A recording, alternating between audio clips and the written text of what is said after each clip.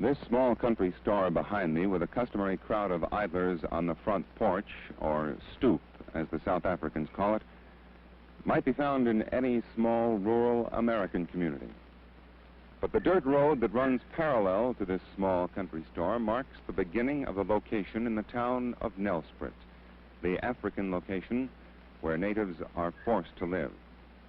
Nelspruit, a small mining town in the northern Transvaal, has for the past week been the focus of the racial tension in South Africa. It started with a protest march by some 400 native women on the police station. The women have long been more militant in their resistance to apartheid laws in South Africa than have been their menfolk. And in Nelspruit this week, the African woman has suddenly become the focal point of resistance to the nationalist government. Nelspruit on the surface this rainy, humid day looks as quiet as that scene on that rustic front porch of the store. But in reality, Nelspruit is still tense after a week of trouble. Big trouble and violence, even in South Africa. I asked for permission this morning to go inside the location at Nelspruit and make this film.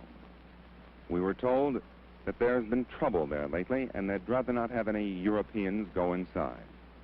This, then, is our next recourse.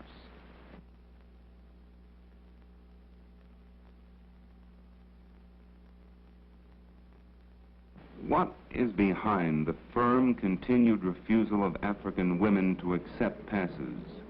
Well, the passes have been enforced in South Africa for a very long time amongst the men. And it has become very clear that the pass system in South Africa is the basis of forced and cheap labor. Now, to impose such a system on the African women is to create hardships. Firstly, African women will have to produce these passes on demand. If they fail to do so, they will be arrested in the streets, they will be stopped at stations, they will be stopped as they visit one another in the locations, and if they haven't got those passes, they will be immediately arrested and brought before the court. Now, African men who value their women just as any other people value their women, say what will happen to their children.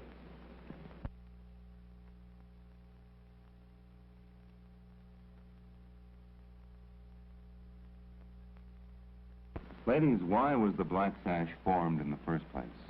Well, the Black Sash was formed in the first place because the nationalist government introduced the Senate bill into Parliament. It was a bill to expand the size of the Senate to almost double the size of its original size. And you fear that this would do what? Well, we felt that it was a legal trick, or we didn't know whether it was legal then, but we felt it was a piece of trickery and against the spirit of the Constitution. What has been the official government reaction to your protests of mourning? The government have ridiculed us for mourning. They don't understand, or say they don't understand, why women should stand mourning a constitution. They think we would be much better staying at home and looking after our children. And obviously you both disagree. Well, we think that we do look after our children. We feel very much that this is looking after our children, because after all, it's the future of our children we're worried about. If I had no children, I don't think my interest would be nearly as keen. In this connection, it's been said that the South African woman, the white woman, occupies a privileged position in the world because of the abundance of servants and cheap labor here. Wouldn't this somehow conflict with what you're trying to do, arouse women to a protest? Yes, it does. I think that we are very privileged women in that we are not tied to the kitchen sink as so many women are in other parts of the world. And I think that is all the more reason why women should play their full part in the duties of an individual in a democracy. We feel that democracy cannot work unless every individual knows what her obligations are in a democracy. But I think you're putting the standard of morals very low if you reckon that we are going to go on supporting apartheid just in order to keep our servants. One final question. Being very realistic, how soon can you hope to take off that black sash? Well, I'm afraid not in our lifetime. By far the largest church denomination in the Union of South Africa is the Dutch Reformed Church, with a membership of almost 2 million white and non-white members.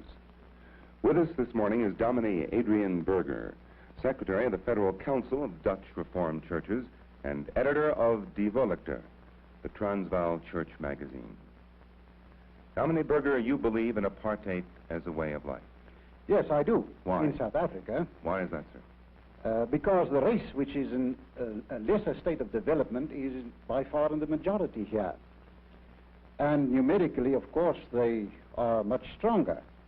And because also I believe that it is according to God's will that the white race, which is in the majority in this country, should be preserved. And also everything we have done in the last 300 years and built up in the church and in the state should be preserved and not be swallowed up by an, I wouldn't say inferior race, because I don't believe it is an inferior race, but a lesser a race which is in a lesser state of development, that's all.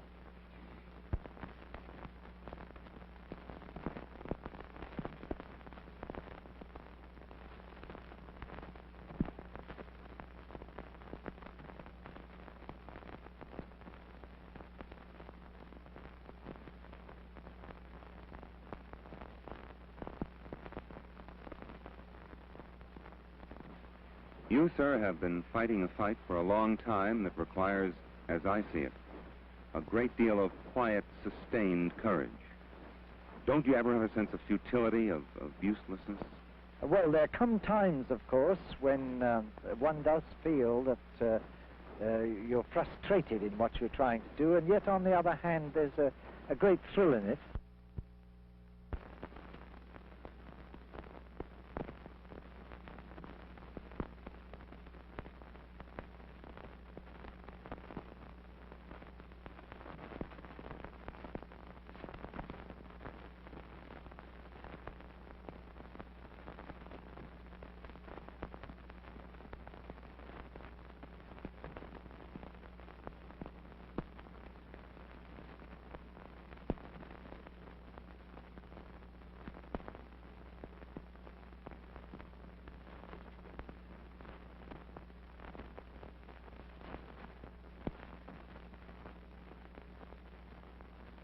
Perhaps you can answer this one question that's intrigued me for a long time.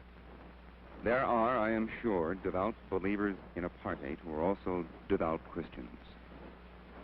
Can these two, apartheid and Christianity, in your opinion, be reconciled? I'm quite sure that they cannot. One of the mystifying things to me is how anybody who claims to be a Christian can be a disciple of apartheid. Do you find any conflict between apartheid and Christianity? No, certainly not. As a matter of fact, our Dutch Reformed churches are doing much more for the Christianization of the non-white people in this country than any other Protestant church in this country and anywhere in Africa. We as Christians believe in the development of the non-white people, and we certainly try to develop them as far as possible by building their churches, subsidizing them in their church work, and we are also trying to give them leadership where they want it. And our experience is that these people prefer to be left in their own churches. As a matter of fact, there are 9 different non-white churches belonging to the Dutch Reformed Church amongst the non-white people. And they prefer that. There are instances when we come together on a higher level in conferences and sometimes also in their churches. We often come there as white people to visit them, and there are also instances where we even have communion with them. Can you foresee any eventual end to apartheid in the Dutch Reformed Church? The Dutch Reformed Church does not practice apartheid because we believe that integration is religiously wrong or ethically wrong. Certainly not. in theory, we have nothing against integration. It's only a matter of practical policy in this country. Now, for this moment, if conditions should change, this or any other practical policy could also be changed. I see. But is there any corollary, do you think, between American segregation and South African apartheid? No, I think, well, in one sense, I think it's all part of a world pattern. Mm-hmm. I think that the white race as a whole find it extremely difficult to realize that they can no longer dominate the whole world. But the thing that encouraged me in America is that in spite of what has happened and is happening, the general trend is in entirely the opposite direction from what is happening in South Africa. Do you, sir, believe that there's any possibility now or in the immediate foreseeable future of large-scale violence in South Africa? No, there are a lot of people who seem to be very fearful that this may happen. But for my part, I am convinced that all the responsible leadership among the Africans and the Indians is determined at all costs to prevent violence if they can possibly do so.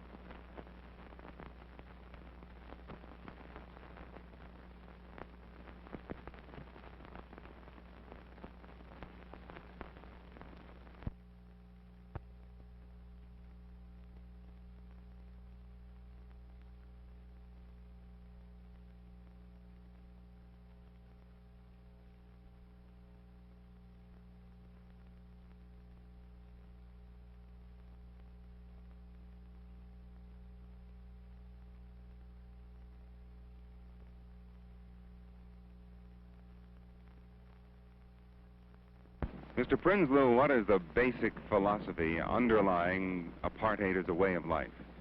We Europeans who've lived in this country for more than 300 years have come to a conclusion which is strange to some people in the Western world, namely that the peoples of Africa, and so the Bantu people of South Africa, have a beautiful civilization of their own which is worth preserving.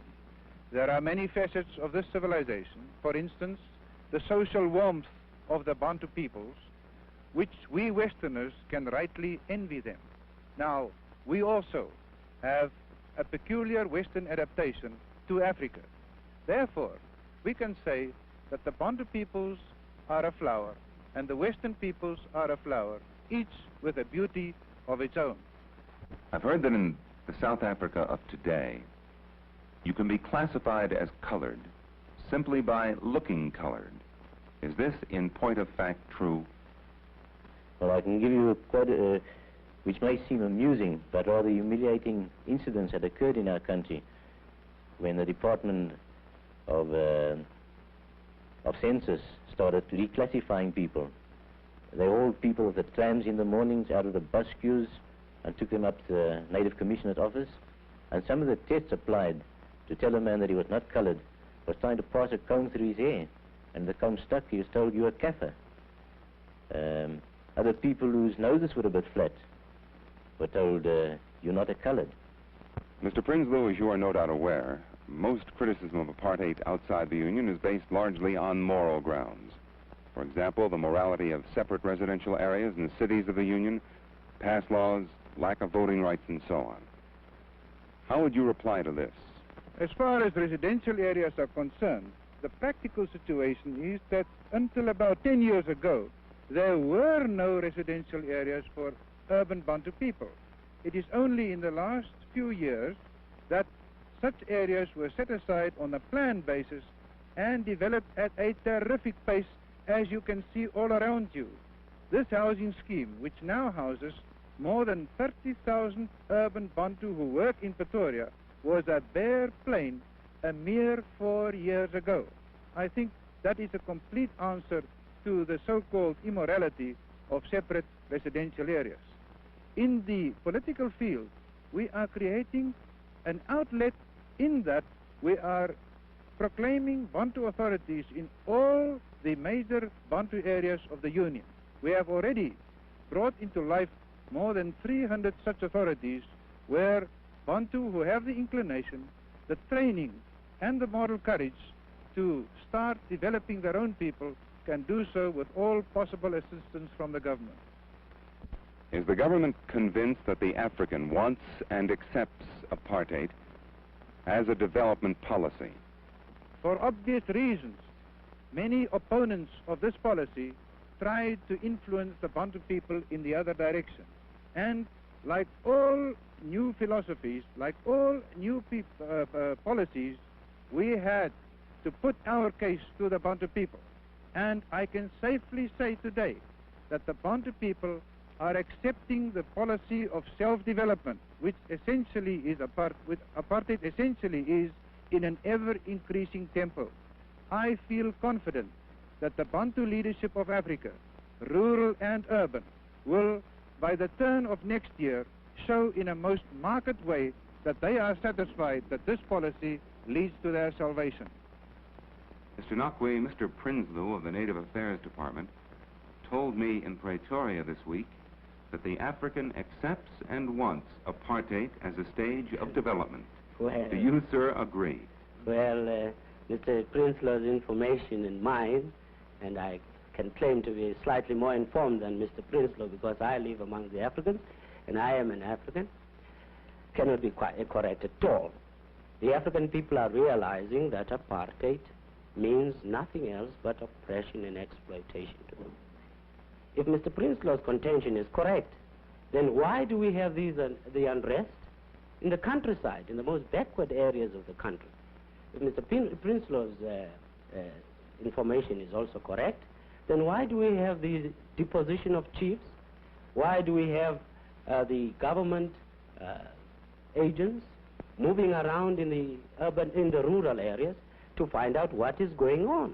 If the people were so contented, surely it wouldn't be necessary to have so many agents watching over them. I have had such hatred for every white man that I came across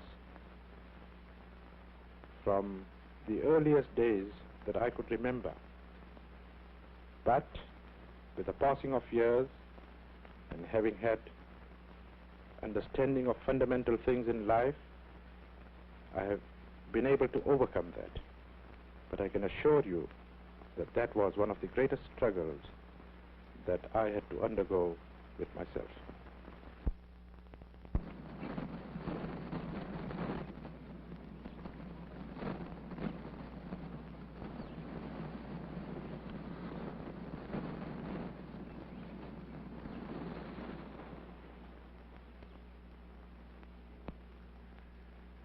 Mr. Payton, it's a tall order and a big question, but if you can do it, how would you characterize the emotional climate of South Africa today? Well, I think probably it's hotter than it's been for a long time. In what way? In regard to its race problem? Yes, in regard to the relations between the groups, I suppose the relations between the English-speaking and the Afrikaans-speaking group are colder. Mm-hmm. In view of the daily indignities, humilities, and in some cases actual hardships, economic and otherwise, that the non-European is subjected to because of the apartheid laws, do you ever wonder at or puzzle that a non-European can ever be civil to a white? Well, that thought often occurs to me, Mr. McCutcheon, because, you know, we have many non-European friends, and sometimes you do wonder how they can go on liking you, you know. Do you, Mr. Payton, fear in the foreseeable future any widespread violence in South Africa? Well, that's what everyone fears. It's not just me.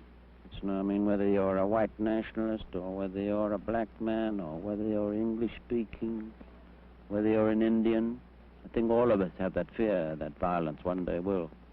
There will be violence one day. Mr. Payton, I read a quote by you once, not so long ago, in which, if I can recall it, you said you might hesitate to rush forward to help an African injured on the street. Is that the essence of what you said? Do you recall it? Oh, yes. Yes, that was quoted in that book Drum by Anthony Sampson. And I think it was 1948. I think I've got a bit better since then. But the point I was really trying to make was that in this kind of race-mad world in which we live, that a white man, even if he went to the assistance, might well hesitate before he did. I think that you might find that in many parts of the southern states, too. There's been much talk here, I understand, of passive resistance. As a matter of actual fact, however, can the African, the Indian, or the colored, in his present economic state, financially afford a long period of general strikes or passive resistance? I would imagine no. You know, you haven't got powerful trade unions here who have built up great funds. Mm-hmm. But nevertheless, I mean, there are significant things happening. You know, you've heard of the bus boycott. Yes, I have. Here in Johannesburg. There was an example where people, by their determination, forced not only the bus companies, but also the government to retreat. Mr. Payton, you love this country very much, despite what's been happening here for the past few years and what's happening here today. How does it make you feel when you are aware that your beloved country is the subject of so much worldwide condemnation? Well, you see, I have so many friends in other countries, Mr. McCutcheon, and I know that I'm not the subject of their condemnation, and I must say that makes it much easier for me to bear, you see. But I understand well the reasons for this condemnation, and much of it is justified.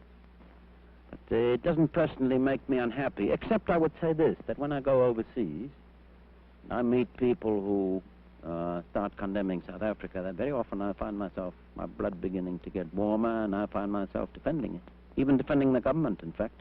In what examples, for example? Well, I can give you one very good example. I remember sitting next to a fellow at dinner in San Francisco, and he said to me, this Dr. Milan of yours must be a very vicious old man. And I said to him, you know, that's not true. Actually, Dr. Milan is in his own particular white world, he's quite a nice old gentleman. But when he comes into the world of race, and when race morality becomes his supreme morality, which it is, that's what apartheid is, it's race morality, then he will take any step whatsoever to ensure the supremacy of his own people. In other words, Mr. McCutcheon, if you make your own survival your supreme moral value, then you're capable of almost anything, even though you're a nice old man. Mr. Payton, as magnificent as this country is physically, aren't there those who find it difficult, if not impossible, to continue living in this climate of fear? Oh, yes. Oh, yes. I know quite a number of people who have finally decided to leave the country. Perhaps for their own sakes, perhaps for the sake of their children. This question of apartheid has been placed, so far as the non-European is concerned, so purely on a question of color, that theoretically, if a black man should come into power in South Africa, is it not possible that the pendulum might swing the other way? Is there any justification to fears that the white man would, in truth, be driven into the sea? Well, that's a question that lots of people ask and no one can answer, Mr. McCutcheon. I would say that amongst the African people, there are some of them who have, under this present dispensation and the dispensations before it, will come to hate any kind of color discrimination whatsoever. Mm-hmm. And I find it hard to believe. I mean, I don't say the feeling of revenge will be entirely absent, but I find it hard to believe that they could set up a state in which their whole aim would be to discriminate against white people. I find that difficult. Yes, Master. Yes, Yes, Waltz.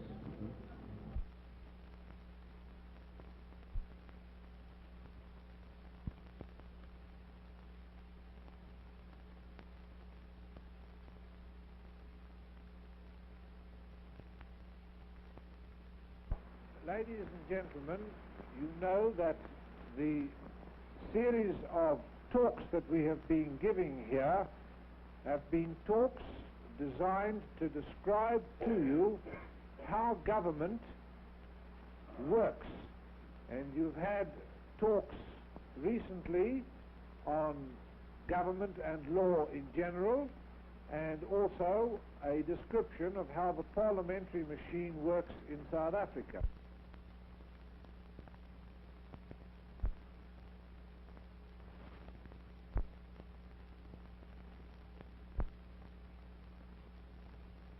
Don't you think, Mr. Chairman, that the field of cultivating the mind of the European people is more work for the liberals to do there than to come and try to cultivate the mind of the African people, because I think we are capable of doing that on our own selves without any advice from any angle whatsoever.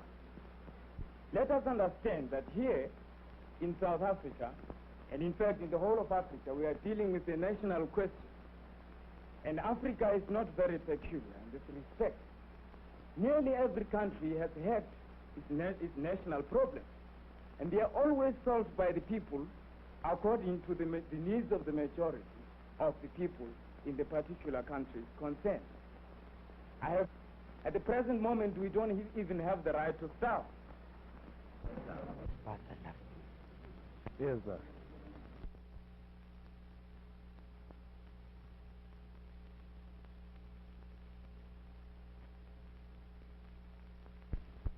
Mr. Brinslow, if we could define a term that's intrigued me since you started to use it. You have said repeatedly that the non-European is different from the European. Now, in your mind, is different synonymous with inferior? I think it is a generally accepted fact today that the non-European is at a lower stage of development than the European. That does not mean to say that they are inherently inferior. Circumstances amongst which they have grown up and, their whole cultural background and everything, their whole diet, which would lead to physical or physiological changes in their whole nervous system, would all lead to a general idea of inferiority amongst them when you compare the average non-European with the European. But I do not believe that the non-European as such is inherently inferior. He's merely at a much lower state of development at the present state of Well, let's take up those two. Yes, boss. Yes, boss. Yes, boss.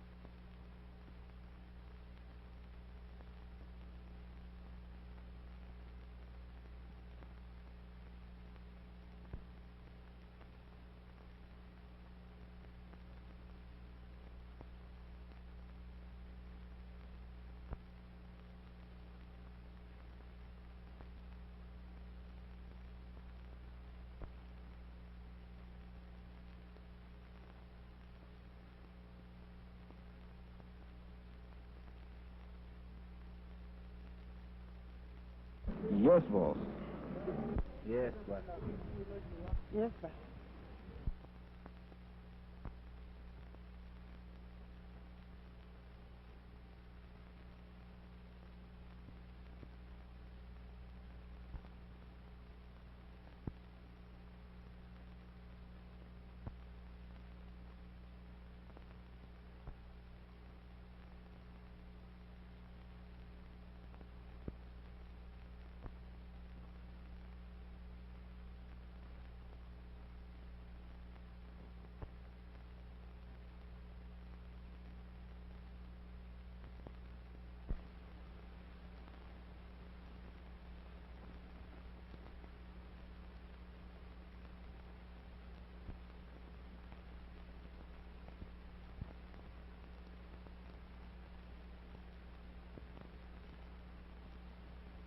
Yes, boss. Boss. Yes, boss.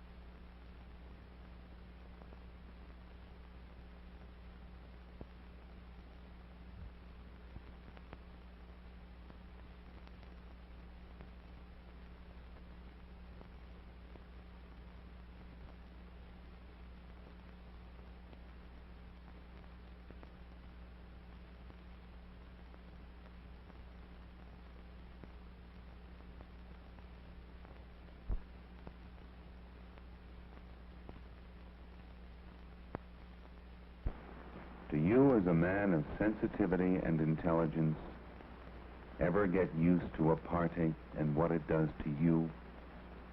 I'm afraid not, because it continuously affronts me. I'm forced to be indignant about it. I cannot get used to it. I must resist it. He's back.